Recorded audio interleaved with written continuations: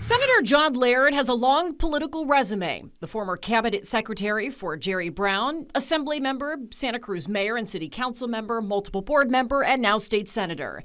He's running for re-election, hoping to build on the work he's done for District 17. I've had already over 50 bills signed into law. He says two of his most notable accomplishments, securing full funding for the Pajaro River Levee project and expediting a bill to save Watsonville Hospital. Doing a bill in 19 days when it normally it's 6 or 7 months, it took every skill I had. That bill needed to be done. And so I think it's bringing that skill level to lots of problems. Like Hazel Hawkins Hospital, for starters. Laird hoping to help the only hospital in San Benito County take on a similar public unified effort to save it. And that's just the beginning of the work he's hoping to accomplish in this next term. Laird wants to continue his efforts to secure funding to combat climate change, addressing sea level rise, drought, and fire prevention. Even in the CZU fire, where there was some prescribed fire done beforehand, some homes were saved.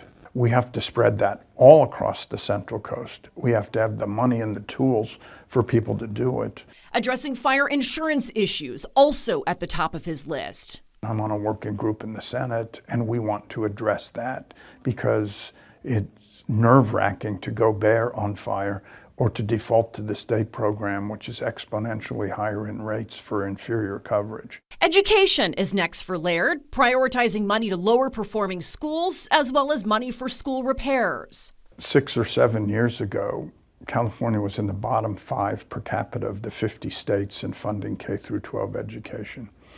We have done a 40% increase since that time. It's not enough just to do the money, it's to make sure that the money goes for things that make a substantive difference. And lastly, working with the State Water Board to address the water shortage on the Monterey Peninsula in order to build more affordable housing. After redistricting, Laird's district now includes all of the Central Coast, and he says that will slightly shift some of his priorities should he be reelected. I'm losing 300,000 people and gaining 300,000 people in the redistricting.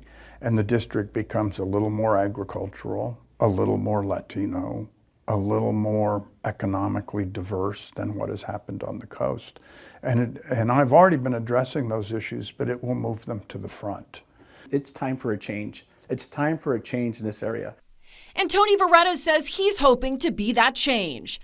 The Army veteran, originally from the Baranda neighborhood of Salinas, says his leadership experience is what qualifies him most for this position. After retiring from the service, he continues to serve his community, starting the Veterans Parade in Salinas, helping veteran inmates at the prison and homeless veterans find housing. There's a lot of things that are just not working. There's a lot of dysfunction in the area with the economy, with crime and with education. Those are the 3 priorities he's hoping to address should he be elected state senator of District 17. Addressing inflation is first. He says it starts with taxes. We need to go back to taxes. We need to regulate the taxes. Right now, they're just too high. Getting to Sacramento and working on that and fixing these taxes and making it more affordable.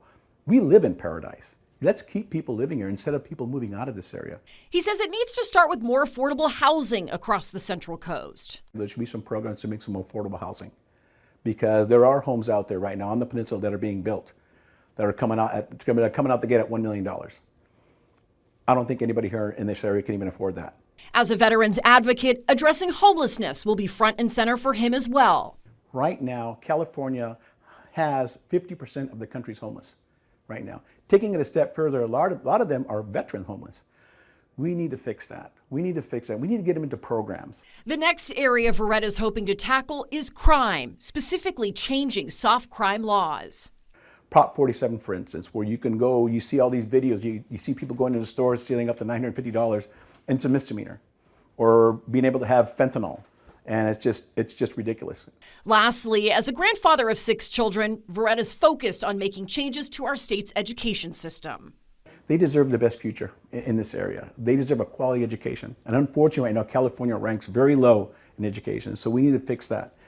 As the Republican in this race, Verretta says he has the GOP endorsement for every county in the district, but is willing to work with the Democrat majority in the state Senate to get things done. When I get to the Senate, I'll work across the table. If it's a good bill, I'll support it.